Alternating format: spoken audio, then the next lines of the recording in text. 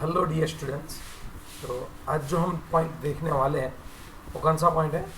वह how to major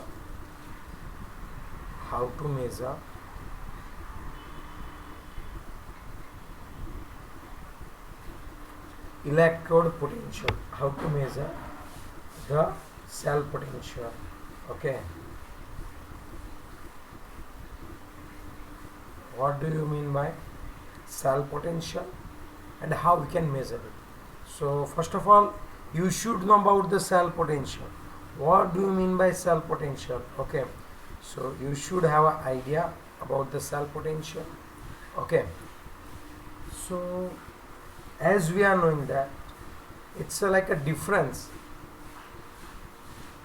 between two electrodes, difference between potential of two electrodes is known as a cell potential.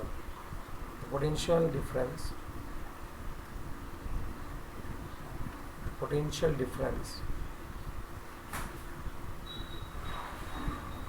between two electrodes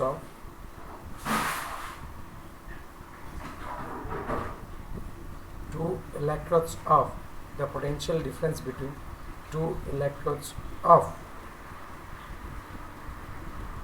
galvanic cell. Okay, that galvanic cell is known as a cell potential. So I can say it's like basically difference. हम उसको E cell से दिखा सकते हैं. But if all conditions are standard,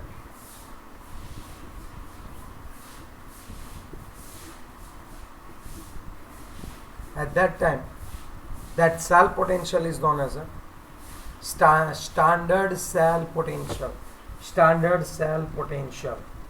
Okay, so here first of all let me tell you about the conditions.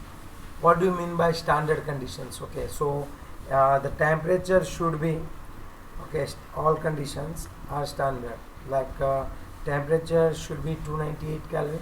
Okay, and if any gaseous electrodes are there, then pressure will be 1 bar, and if concentration of that aqueous solution is 1 mole per liter, at that time these all conditions are known as a standard condition.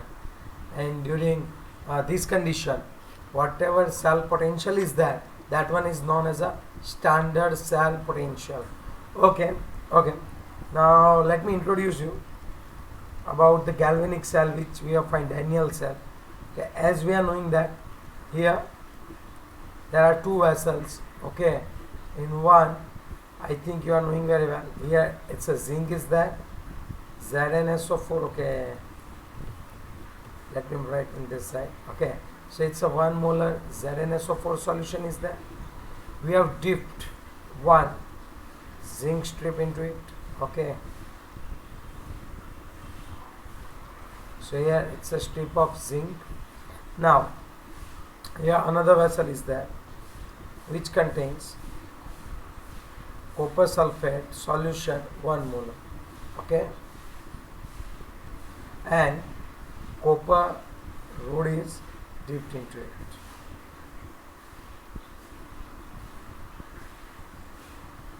Now we will just join it with the help of galvanometer or ammeter, I can say voltmeter, and this two is connected with the help of Schalt bridge. So here this one is like, I can say, cotton plug is there. Okay, and here this one is known as a Schalt bridge. I think KNO3 will be good for that Schalt bridge. Okay, here it's a CuSO4, here it's a Cu rod, it's a voltanometer. Okay, maybe V लिखता हूँ, आपको voltage पता चलेगा. So basically here this voltage is known as E cell. It's a potential, cell potential. ये क्या होता है? Reduction potential of cathode minus reduction potential of anode means ये इलेक्ट्रॉन एक्सेप्ट करने की टेंडेंसी। हम ऐसे बोल सकते हैं कि कैथोड की इलेक्ट्रॉन एक्सेप्ट करने की टेंडेंसी एंड एनोड की इलेक्ट्रॉन एक्सेप्ट करने की टेंडेंसी, उन दोनों की टेंडेंसी का डिफरेंस सेल पोटेंशियल है। लेकिन सर एनोड तो इलेक्ट्रॉन डोनेट करता है, ज़रूरी नहीं है। हाँ मीन्स एनोड है तो डोनेट करेगा, लेकिन सपोज जिंक है तो मैग्नीशियम के साथ वो इलेक्ट्रॉन एक्सेप्ट करेगा। कहने का तरीका है सामने कौन है उसके ऊपर डिपेंडेंट है। हम क्या करने वाले हैं, reduction of cathode minus reduction of anode करेंगे हर बार। अगर स्टैंडर्ड कंडीशन है तो E0 cell is equal to E0 reduction of cathode minus E0 reduction of anode लिख सकते हैं। मीन्स इसकी इलेक्ट्रॉन एक्सेप्ट करने की टेंडेंसी माइनस इसकी इलेक्ट्रॉन एक्सेप्ट करने की टेंडेंसी।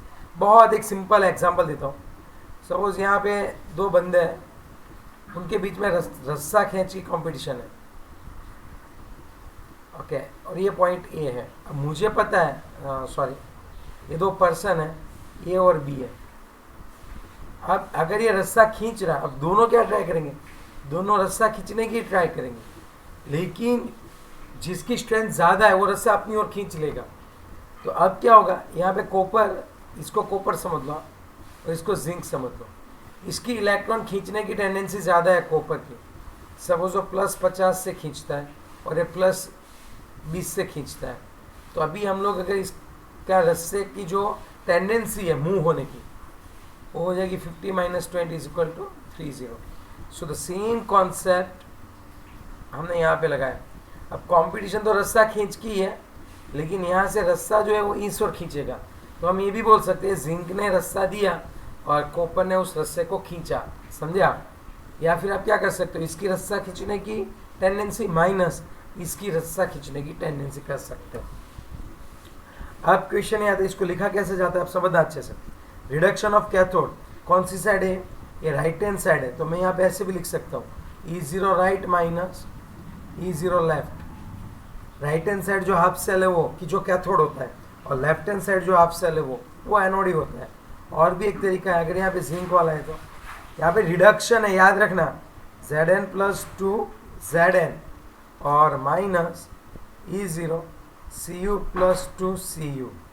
यहाँ पे Zn + 2 का जो रिडक्शन है वो Zn में होगा और Cu + 2 का रिडक्शन होगा Cu में। राइट हैंड साइड कौन है, कॉपर है राइट हैंड साइड। जिंक की कम होगी तो बड़े में से छोटा माइनस करेंगे। कहने का तरीका ये है, किसकी इलेक्ट्रॉन एक्सेप्ट करने की ज़्यादा होती है टेंडेंसी, कॉपर की। तो यहाँ पे पहले राइट हैंड साइड कॉपर है, तब मुझे ऐसा लिखना पड़ेगा। चलो अब क्वेश्चन आएगा।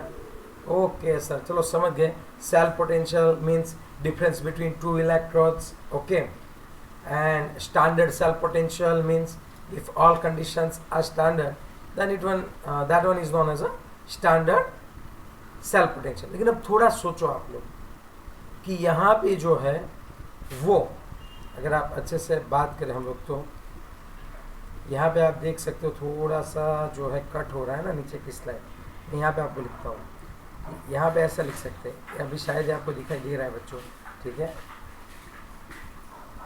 एक काम करता हूँ, ऊपर ही लिख लेता हूँ, एक सेकेंड ना।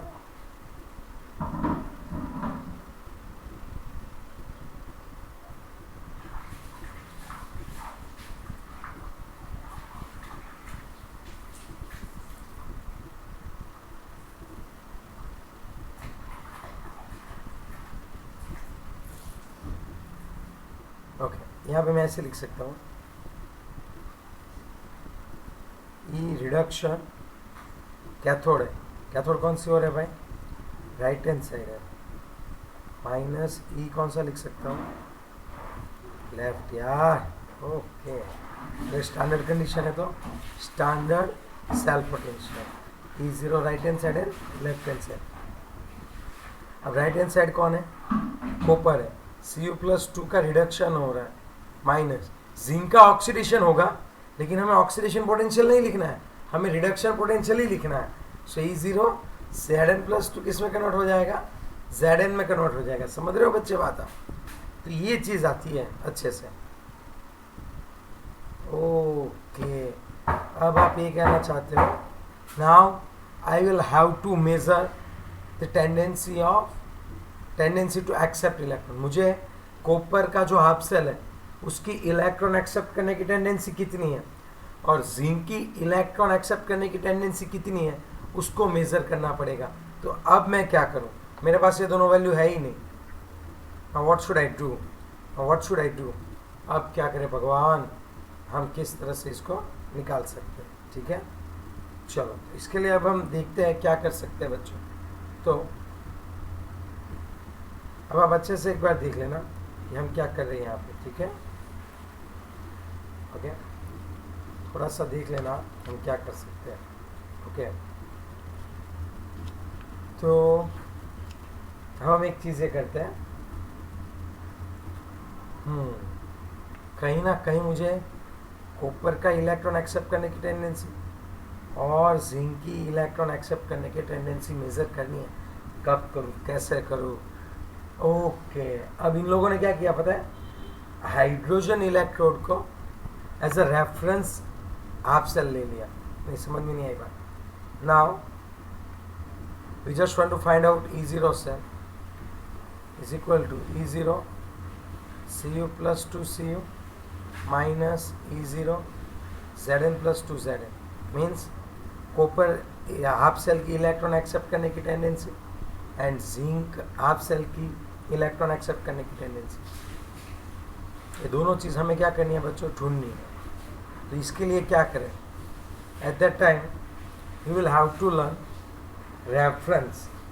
अब मेजरमेंट ऑफ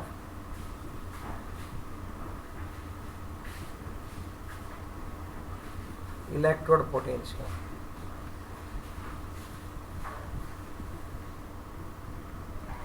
अब हमें क्या करना पड़ेगा, इलेक्ट्रोड का इसका पोटेंशियल निकालना है और इसका भी पोटेंशियल निकालना है। Now it's not possible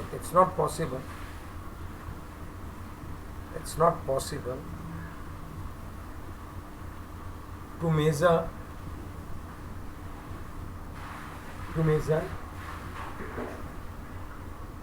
potential of individual half cell। अब मुझे और आपको पता है कि हम लोग इंडिविजुअल हाफ सेल का पोटेंशियल जो है वो मेजर नहीं कर सकते। We can just measure the difference, we can measure only difference. अगर आपको मैं बोलूँ मुझे सिर्फ कॉपर का ही पोटेंशियल मेजर करना है, तो सामने कोई होना तो चाहिए। कॉपर इलेक्ट्रॉन कब एक्सेप्ट करेगा, जब सामने कोई इलेक्ट्रॉन देने वाला होगा तभी ना। ओके, सो हर बार 2 हाफ सेल को आपको इकट्ठा करना होगा। इसका मतलब ये कि भाई अकेले का तो हम लोग मेजर नहीं कर सकते। तब इन लोगों ने क्या किया, बहुत ही मस्त ट्रिक सोची। इन्होंने ये किया कि चलो एक काम करते हैं,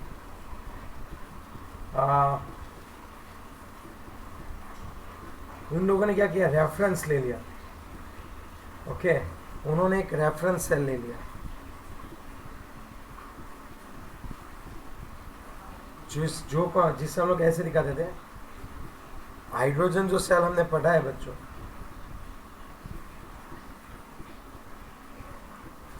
उन्होंने इसको रेफरेंस ले लिया कि ये जो हाइड्रोजन इलेक्ट्रोड सेल है, हर बार उसका E0 रिडक्शन है, हर बार 0.0 वोल्ट होगा। मीन्स इसकी जो इलेक्ट एक्सेप्ट करने की टेंडेंसी है 2H प्लस 2 इलेक्ट्रॉन, अगर 1 मोल की बात करें तो बहुत ही मस्त, H plus electron, it gives you half H2। इन्होंने इसका जो रिडक्शन पोटेंशियल है, okay, at all temperature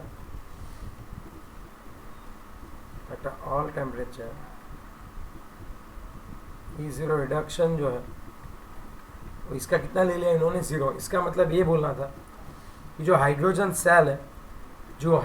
cell है उसकी इलेक्ट्रॉन एक्सेप्ट करने की टेंडेंसी या फिर इलेक्ट्रॉन डोनेट करने की टेंडेंसी जो है वो हर बार कैसी रहेगी बच्चों, वो हर बार कैसी रहने वाली है, 0। अब हम क्या करेंगे, कॉपर को हाइड्रोजन सेल के साथ जोड़ेंगे और वहाँ पे ई सेल मेजर करेंगे, Zn+2 Zn को ज्वाइंट करेंगे, उसका E0 सेल मेजर करेंगे, फिर यहाँ से इन दोनों को निकाल लेंगे। इसका भी निकलेगा और इसका भी पोटेंशियल निकलेगा, लेकिन उसके लिए आप इन दोनों को हाइड्रोजन सेल के साथ ज्वाइंट करना पड़ेगा। अब हाइड्रोजन में हमने क्या कर रखा है वो मैं आपको बता दूँ। आप यहाँ पे मेरे पीछे देख सकते हो, जो E0 रिडक्शन है हाइड्रोजन का, वो हमने कितना ले रखा है बच्चों, वो हमने कितना ले रखा है, अच्छे से 0 ही ले रखा है। समझ रहे हो बात, यस और नो? ओके, तो अब करना क्या पड़ेगा सर, यही बात है ना। तब एक काम करो आप लोग अच्छे से, मैं ना थोड़ा सा यहाँ पे रब करता हूँ, मुझे आपको ये चीज़ समझानी है कि इसका मतलब क्या होता है कि हाइड्रोजन को हमने जो है वो क्या ले रखा है बच्चों, 0 ले रखा है। इसका मतलब सीधा क्या निकले, तो सबसे पहले ये जो हाइड्रोजन सेल है उसको रेफरेंस के तौर पे हम लोग लेंगे। क्या होता है एग्जैक्टली उसमें, ओके, तो स्टैंडर्ड हाइड्रोजन जो सेल है वो स्टैंडर्ड हाइड्रो, उसका कंस्ट्रक्शन देख लेते हैं, फिर उसकी वर्किंग देख लेंगे, डोंट वरी।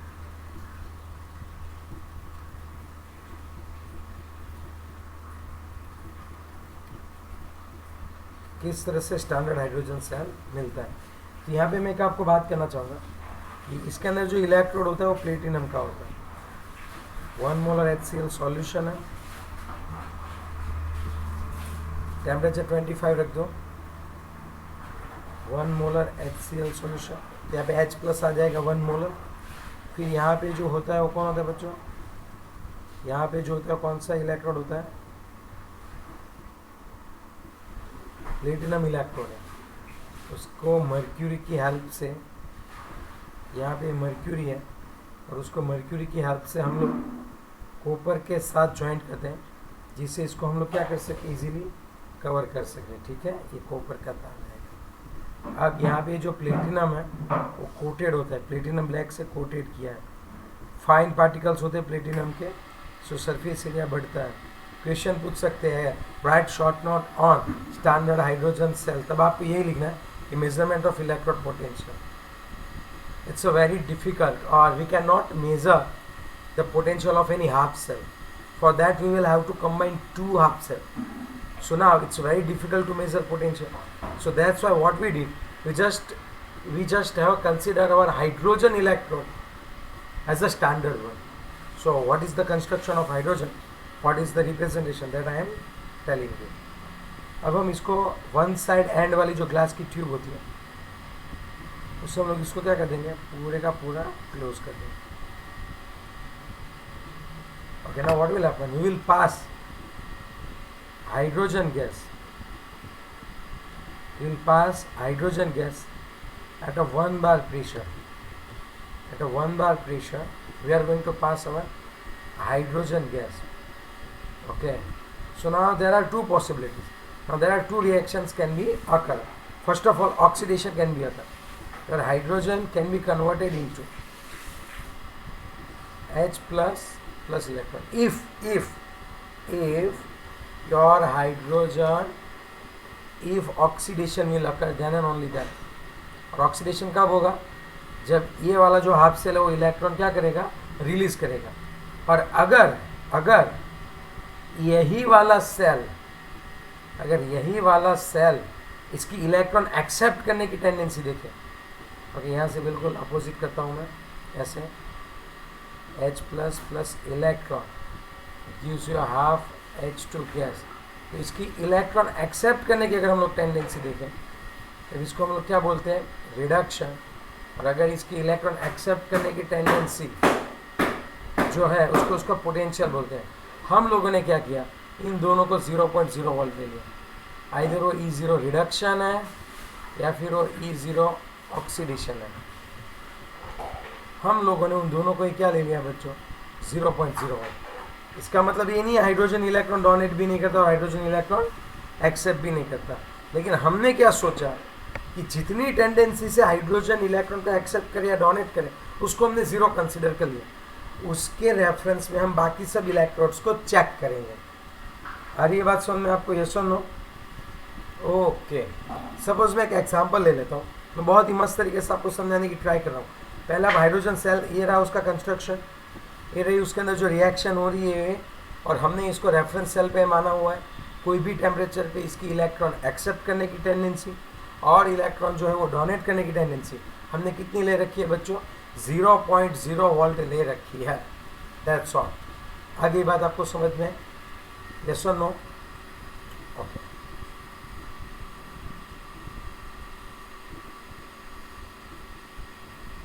चलो, तो अब इसका यूज़ कैसे करते हैं? आज पूरा मेजरमेंट करके ही जाएंगे।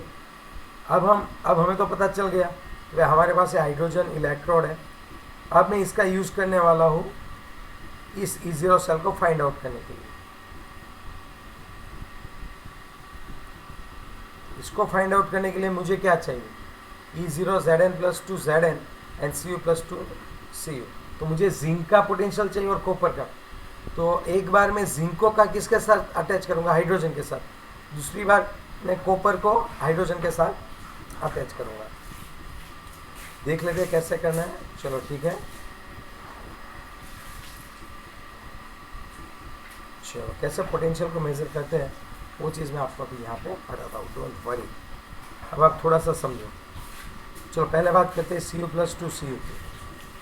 थोड़ा सा दिमाग में याद रखना, वो लिखने का मांगता वाली की, लिखने का मांगता रिएक्टिविटी सीरीज, लिखने का मांगता, फिर लिखने का मांगता आल, जाने, फैनी, रूचु, हजू, आजे, आयो। That's all. That one is it's okay. You are knowing about the reactivity series. तो मुझे पता है copper is a less reactive than hydrogen. Hydrogen के साथ हम जब कॉपर को रखेंगे, चलो मुझे ये वाली चीज़ ढूंढनी है, E0 Cu+2 Cu। तो मैं क्या करूँगा? पहले देखूंगा hydrogen is a more reactive than copper. तो मुझे पता है कि एक साइड मुझे क्या करना होगा, यहाँ पे मुझे हाइड्रोजन का सेल रखना है। अब मैं पूरा नहीं लिखूंगा, ऑलरेडी वी हैव लर्न कि हाइड्रोजन का इलेक्ट्रोड बनाते कैसे है। ठीक है। फिर इसको मैं वोल्टेमीटर के साथ इसके साथ अटैच करने वाला हूँ कॉपर के साथ।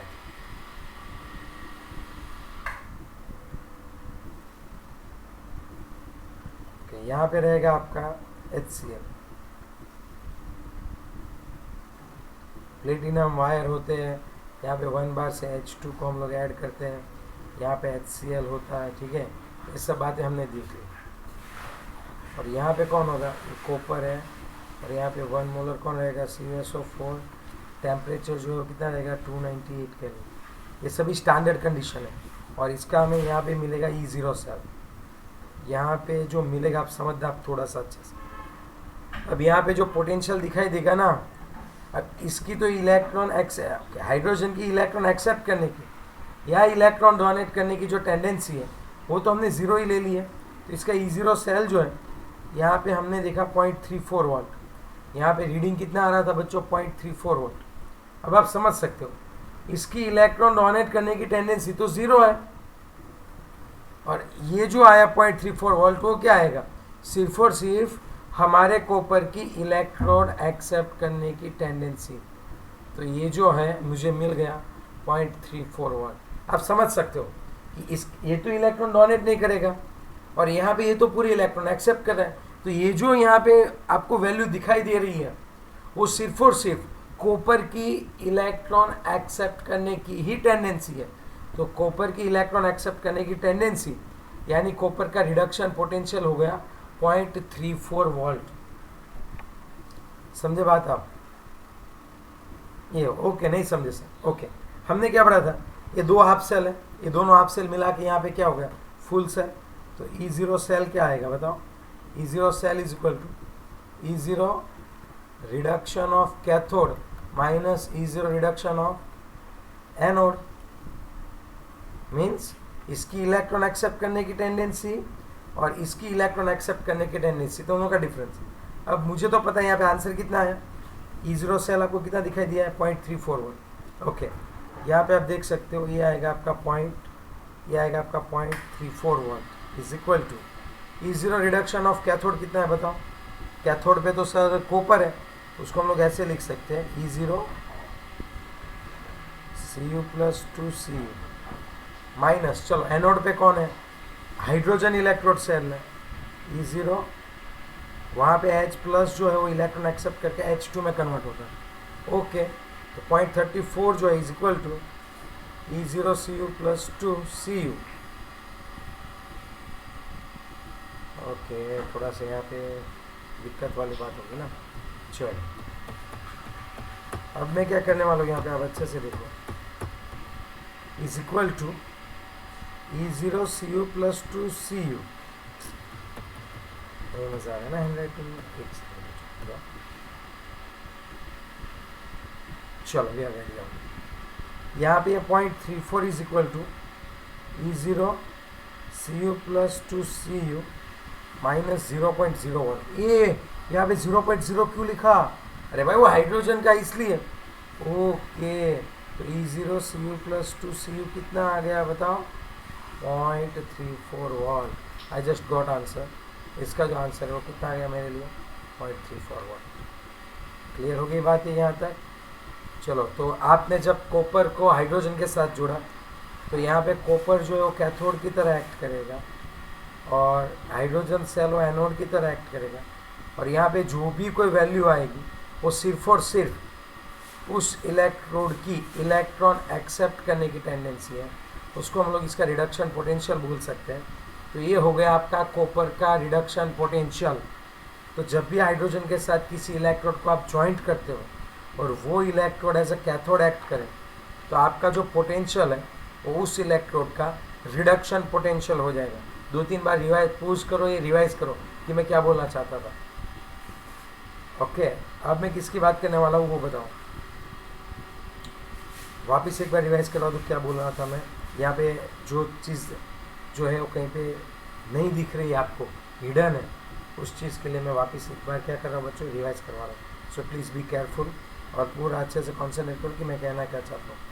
अब मैं पूरा यहीं पे लिखूँगा, डोंट वरी। अब देखो, जब हमने क्या किया, कॉपर ये हमने किसके साथ किसको ज्वाइन किया, हाइड्रोजन के साथ, ऐसे किया, platinum H2H plus double slash, यहाँ पे सॉल्ट ब्रिज है सपोज, और यहाँ पे कौन था, Cu प्लस 2 और Cu।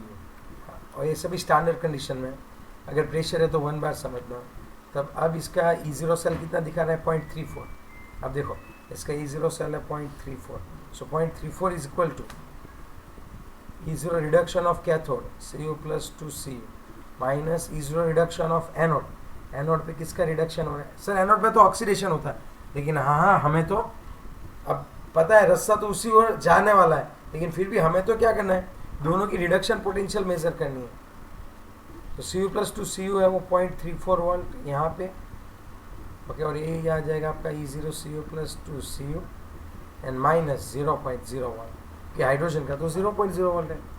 E0 Cu plus 2Cu is equal to 0.34 volt. मतलब यहाँ पे जो वैल्यू दिखाई दे रही थी वो सिर्फ और सिर्फ कॉपर की इलेक्ट्रॉन खींचने की ही टेंडेंसी दिखाई दे रही थी। यहाँ पे क्या कर रहे थे, सिर्फ और सिर्फ इलेक्ट्रॉन की एक्सेप्ट करने की टेंडेंसी ही थी वो। समझ गए बच्चों आप।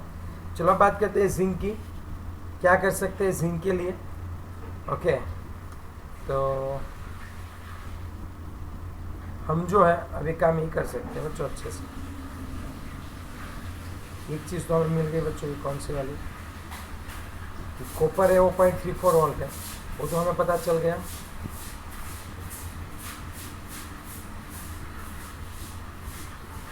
चलो, बहुत ही समझने वाला पॉइंट है, अगर आप कंटिन्यूसली वीडियो नहीं देख रहे हो तब ये दिक्कत कर सकता है। अब हमें जिंक की बात करनी है, तो मुझे पता है, छोटा सा ड्रॉ करूँगा क्योंकि स्पेस फिर कम रहेगी मेरे। ये Zn है, यहाँ पे ZnSO4 है, उसको हमने वोल्टेनोमीटर के साथ अटैच किया, और यहाँ पे कौन था पता है आपको,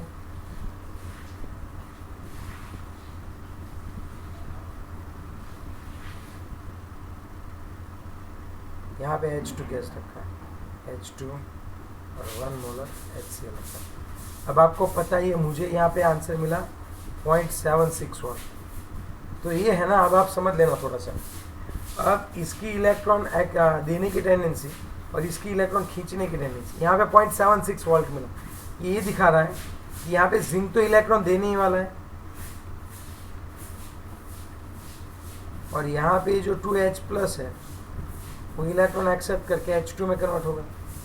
तो आप समझ सकते हो कि ये जो 0.76 वोल्ट आया वो सिर्फ और सिर्फ जिंक की इलेक्ट्रॉन डोनेट करने की ही टेंडेंसी है, क्योंकि हाइड्रोजन की तो इलेक्ट्रॉन एक्सेप्ट करने की टेंडेंसी 0 है। तो 0.76 वोल्ट का मतलब क्या, यहाँ से जो इलेक्ट्रॉन इस ओर जा रहे हैं तो इससे तो खींचे नहीं है, तो इसने यहाँ से इलेक्ट्रॉन दिए हैं, वो 0.76 वोल्ट है, मतलब इसकी इलेक्ट्रॉन खींचने की टेंडेंसी 0। तो इसकी इलेक्ट्रॉन देने की टेंडेंसी मीन्स E0 Zn+2, ये हो गया आपका ऑक्सीडेशन पोटेंशियल, वो 0.76 वोल्ट है। तो अगर इसका उल्टा, अगर मैं इसका रिडक्शन पोटेंशियल देखूं तो आंसर आएगा -0.76 वोल्ट। नहीं पता चला सर इसमें, ठीक है, मैं साइंटिफिक तरीके से बताता हूँ, थियोरेटिकली बताता हूँ। E0 cell is equal to क्या होता है, E0 reduction of cathode minus E0 reduction of anode होता है। हाँ सर, चलो E0 सेल कितना है तुम्हारा, 0.76 वोल्ट आया। Okay, reduction of cathode, sir वहाँ पे तो हाइड्रोजन है तो वो 0 हो गया। रिडक्शन ऑफ एनोड का रिडक्शन Zn+2 Zn। अब आप देख सकते हो ये जो Zn+2 Zn है वो इस ओर जाएगा, तब क्या होने वाला है, तब यहाँ पे आपको मिलेगा E0 Zn+2 Zn, okay, is equal to E0 Zn+2 Zn is equal to -0.76 volt will be your answer. आपका आंसर कितना आ जाएगा बच्चों, -0.76 वोल्ट। तो हमें इसका जो वैल्यू है Zn+2 Zn वो कितना मिला बच्चों, -0.76 वोल्ट। ओके, समझ गया। अगर आप किसी इलेक्ट्रोड का E0 रिडक्शन मेज़र करना चाहते हैं और जब आप उसको हाइड्रोजन के साथ जॉइंट करो और वो इलेक्ट्रोड यदि एनोड की तरह एक्ट करे तो यहाँ पे जो भी वैल्यू आएगी उसकी एग्जैक्टली माइनस जो वैल्यू होगी वो आपका रिडक्शन पोटेंशियल होगा।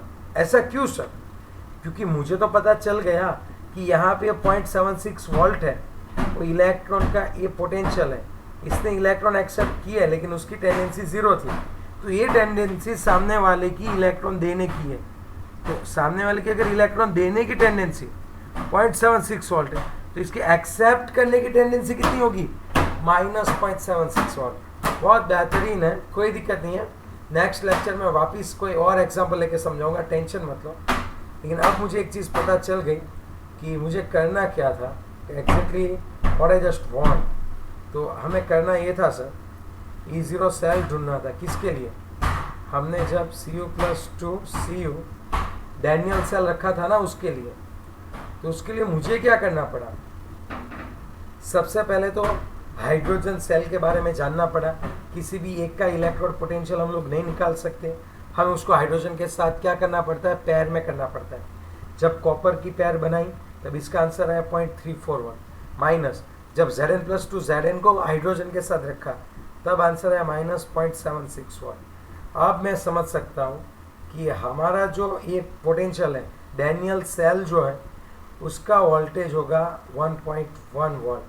ये इतनी टेंडेंसी से हमारा जो डैनियल सेल है, जिसमें एक साइड कौन है बच्चे, जिंक, और एक साइड कौन है, कॉपर। तो अगर इन दोनों वेसल को हम लोग क्या कर रहे हैं, अटैच कर रहे हैं, तो यहाँ से जो इलेक्ट्रॉन ट्रांसफ़र होने वाले, ये जिंक का डब्बा और एक कॉपर का डब्बा, तो यहाँ से जो इलेक्ट्रॉन ट्रांसफ़र होने वाले वो 1.1 वोल्ट के पोटेंशियल से ट्रांसफ़र होंगे। ठीक है, कोई बात नहीं है। नेक्स्ट लेक्चर में, नेक्स्ट रिकॉर्डिंग में वापस समझाता हूँ कि किस तरह से। ठीक है, चलो, थैंक यू वेरी मच। लेकिन पहले वीडियो आप अच्छे से देखो, आपको देखना पड़ेगा। Okay, bye.